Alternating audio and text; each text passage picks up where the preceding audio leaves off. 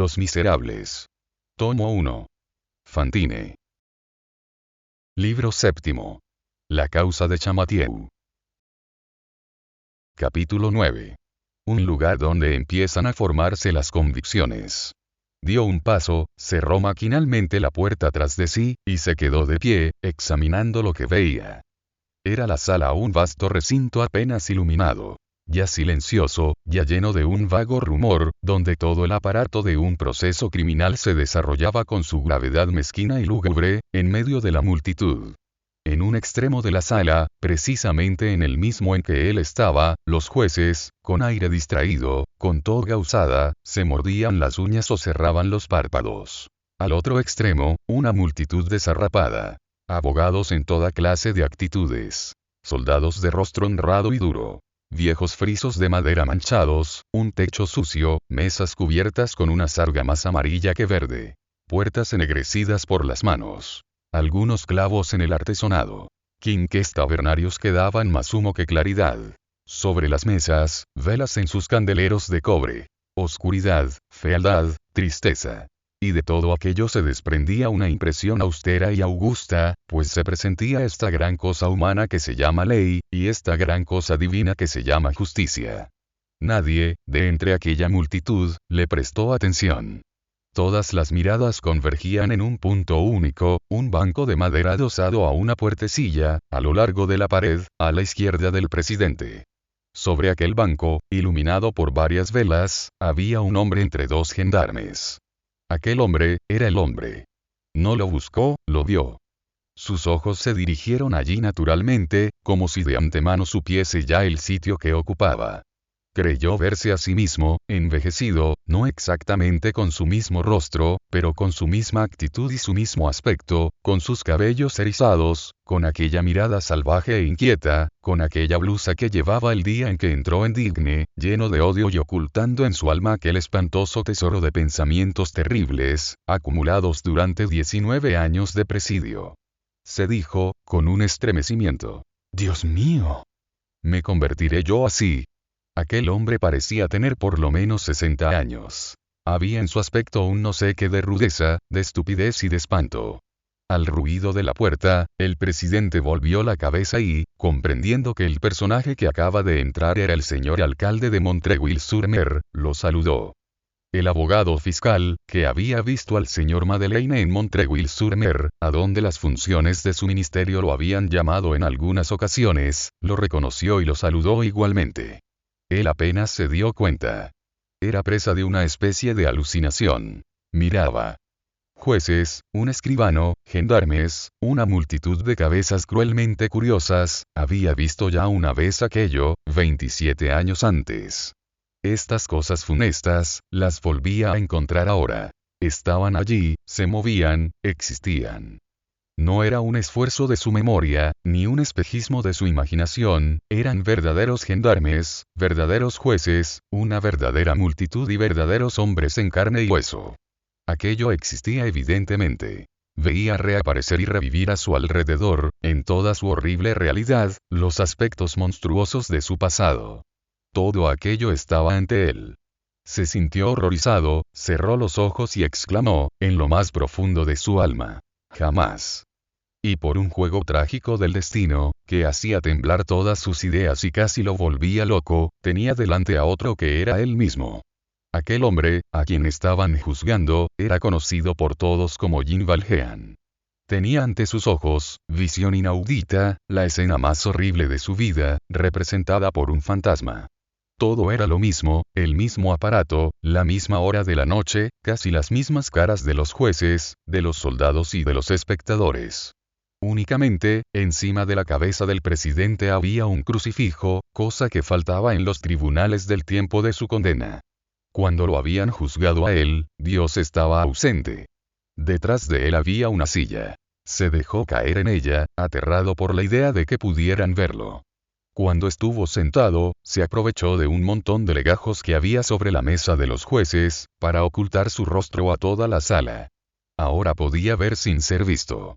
Poco a poco, fue recobrándose. Entró plenamente en el sentimiento de lo real. Llegó a esta fase de la calma en la que es posible escuchar. El señor Bamatabois era uno de los jurados. Buscó a Javert, pero no lo vio. El banco de los testigos quedaba fuera de su vista, tras la mesa del escribano. Además, acabamos de decirlo, la sala estaba apenas iluminada. En el momento en que entró, el abogado del acusado acababa su defensa. La atención de todos estaba excitada en el más alto grado. La vista duraba desde hacía ya 3 horas. Desde hacía 3 horas, aquella multitud veía encorvarse poco a poco, bajo el peso de una verosimilitud horrible, a un hombre, un desconocido, un ser miserable, profundamente estúpido o profundamente hábil. Aquel hombre, como ya sabemos, era un vagabundo que había sido encontrado en un campo mientras llevaba una rama de manzanas maduras, arrancada a un manzano en un cercado vecino, llamado el cercado Pierrón. ¿Quién era aquel hombre? Habíase procedido a una investigación. Acababan de ser oídos los testigos, habían sido unánimes, y los hechos se habían aclarado. La acusación decía: no solamente tenemos aquí a un ladrón de frutos, a un merodeador. Tenemos aquí, en nuestras manos, a un bandido, a un relapso, a un antiguo presidiario, a un malvado de los más peligrosos, a un malhechor llamado Jean Valjean, a quien la justicia busca desde hace largo tiempo, y quien, hace 8 años, al salir del presidio de Tolón, cometió un robo en despoblado, a mano armada, en la persona de un pequeño saboyano llamado Petit Gervais, crimen previsto en el artículo 383 del Código Penal, por el cual nos reservamos perseguirlo ulteriormente, cuando la identidad sea comprobada judicialmente. Acaba de cometer otro robo. Es un caso de reincidencia. Condenadlo ahora por el último hecho. Más tarde será juzgado por el antiguo. Ante esta acusación, el acusado parecía sorprendido, especialmente ante la unanimidad de los testigos. Hacía gestos y señas que querían decir no, o bien contemplaba el techo. Hablaba con dificultad, respondía con embarazo. Pero, de la cabeza a los pies, toda su persona negaba. Estaba como un idiota en presencia de aquellas inteligencias formadas en batalla a su alrededor, y como un extraño en medio de aquella sociedad que lo cercaba. Y, sin embargo, de allí podía salir un porvenir terrible. La verosimilitud crecía por momentos, y toda aquella multitud miraba, con más ansiedad que él mismo, aquella sentencia llena de calamidades que amenazaba su cabeza más y más. Una eventualidad dejaba incluso entrever como posible la pena de muerte, si la identidad era reconocida y si sobre el robo de Petit Gervais recaía una condena. ¿Qué era, pues, aquel hombre? ¿De qué naturaleza era su apatía? ¿Era imbécil o astuto? ¿Comprendía demasiado, o no comprendía absolutamente nada? Cuestiones que dividían a la multitud, y que parecían poner en desacuerdo también al jurado. En aquel proceso había lo que horroriza y lo que intriga. El drama no era solamente sombrío, era oscuro.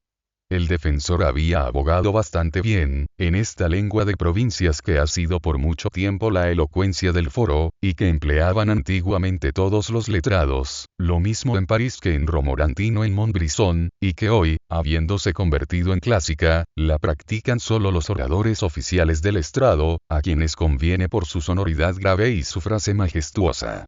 Lengua en la que un marido se llama un esposo. Una mujer, una esposa.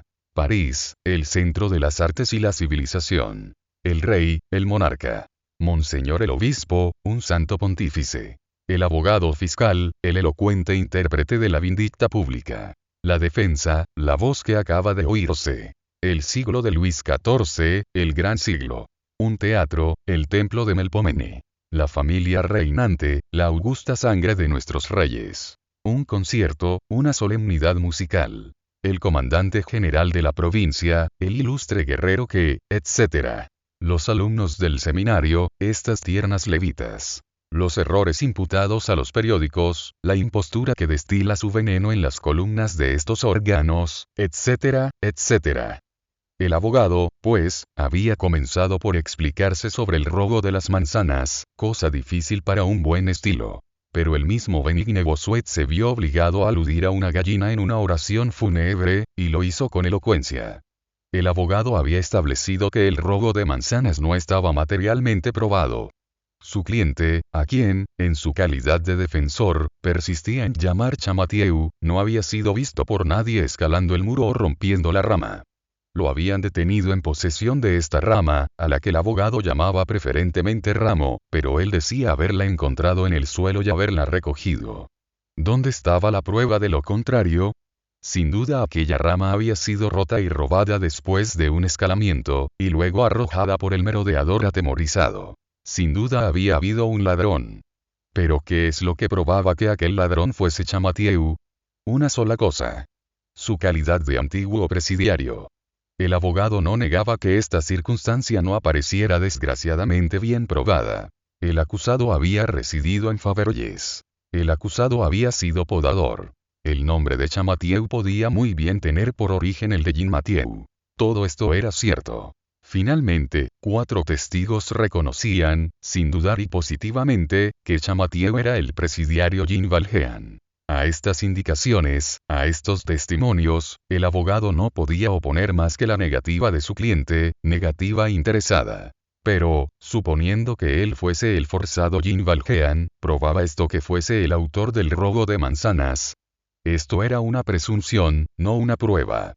El acusado, esto era cierto, y el defensor en su buena fe debía convenir en ello, había adoptado un mal sistema de defensa. Se obstinaba en negarlo todo, el robo y su calidad de forzado. Una confesión sobre este último punto hubiera valido más, bien seguro, y lo hubiera conciliado la indulgencia de sus jueces. El abogado se lo había aconsejado. Pero el acusado se había negado obstinadamente, creyendo que sin duda lo salvaría todo, no confesando nada. Era una equivocación. Pero, ¿no debía tenerse en cuenta su escasa inteligencia? Aquel hombre era, visiblemente estúpido. Una larga estancia en presidio, una miseria fuera de él, lo habían embrutecido, etcétera, etcétera. Se defendía mal, ¿era esta una razón para condenarlo? En cuanto al asunto del Petit Gervais, el abogado no tenía nada que discutir, porque no estaba en la causa. El abogado concluía suplicando al jurado y al tribunal, si la identidad de Jean Valjean les parecía evidente, le aplicasen la corrección de policía que se aplica a los transgresores de un bando, no al castigo terrible que cae sobre un forzado reincidente. El abogado fiscal replicó al defensor. Fue violento y florido, como lo son habitualmente los abogados fiscales. Felicitó al defensor por su lealtad, y aprovechó hábilmente esta lealtad. Atacó al acusado por todas las concesiones que el abogado había hecho. El abogado parecía estar de acuerdo en que el acusado era Jean Valjean, y el fiscal tomó acta de estas palabras. Aquel hombre era, pues, Jean Valjean. Esta parte de la acusación era, pues, un hecho aceptado y no podía negarse. Aquí, con una hábil antonomasia, remontándose a los orígenes y causas de la criminalidad, el abogado general tronó contra la inmoralidad de la escuela romántica, entonces en su aurora bajo el nombre de escuela satánica, que le habían dado los críticos del Oriflamme, y de la Quotidienne atribuyó, no sin verosimilitud, a la influencia de esta literatura perversa el delito de Champmathieu, o por mejor decir, de Jean Valjean. Agotadas estas consideraciones, pasó a hablar del propio Jean Valjean. ¿Quién era este Jean Valjean? Descripción de Jean Valjean. Un monstruo vomitado, etc. El modelo de esta clase de descripciones está en el relato de Teramene, que no es útil en la tragedia, pero que presta diariamente grandes servicios a la elocuencia forense. El auditorio y los jurados se estremecieron. Una vez terminada la descripción, el fiscal continuó, con un movimiento oratorio hecho para excitar al más alto grado, al día siguiente por la mañana, el entusiasmo del diario de la prefectura. Y este hombre de tal condición, etcétera, etcétera, vagabundo, mendigo, sin medios de existencia, etcétera, etcétera, habituado, por su vida pasada, a incurrir en actos culpables, y poco corregido por su estancia en la prisión, como lo prueba el crimen cometido en la persona de Petit Gervais, etcétera, etcétera.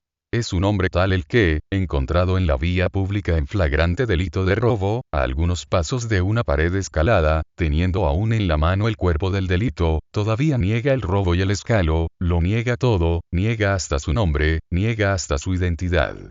Además de 100 otras pruebas sobre las cuales no vamos a insistir, 4 testigos lo reconocen, Javert, el íntegro inspector de policía. Javert, y 3 de sus antiguos compañeros de ignominia, los forzados Brevet, Chenildieu y Cochepaille. que opone él a esta unanimidad terrible.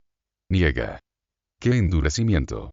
Señores jurados, haréis justicia, etcétera, etcétera. Mientras el fiscal general hablaba, el acusado escuchaba con la boca abierta, con una especie de asombro no exento de admiración. Estaba indudablemente sorprendido de que un hombre pudiera hablar de aquel modo. De cuando en cuando, en los momentos más enérgicos de la acusación, en aquellos instantes en que la elocuencia, que no puede contenerse, se desborda en un torrente de epítetos infamantes y rodea al acusado como una tempestad, movía lentamente la cabeza de derecha a izquierda y de izquierda a derecha, como una especie de triste y muda protesta, con que se contentaba desde el principio de la vista. 2 o 3 veces, los espectadores situados cerca de él, lo oyeron decir, a media voz: «Ved aquí el resultado de no haber preguntado al señor Valloub». El abogado fiscal hizo observar al jurado esta actitud estúpida, evidentemente calculada, que denotaba, no la imbecilidad, sino la pericia, la astucia, la costumbre de engañar a la justicia, y que ponía a la luz del día la profunda perversidad de aquel hombre. Terminó haciendo sus reservas para el asunto de Petit Gervais, y pidiendo una condena severa. Por de pronto, este era, como recordamos, los trabajos forzados a perpetuidad. El defensor se levantó, empezó por cumplimentar al Ministerio Público por su admirable oración. Luego, replicó como pudo, pero débilmente. El terreno, evidentemente, se hundía bajo sus pies.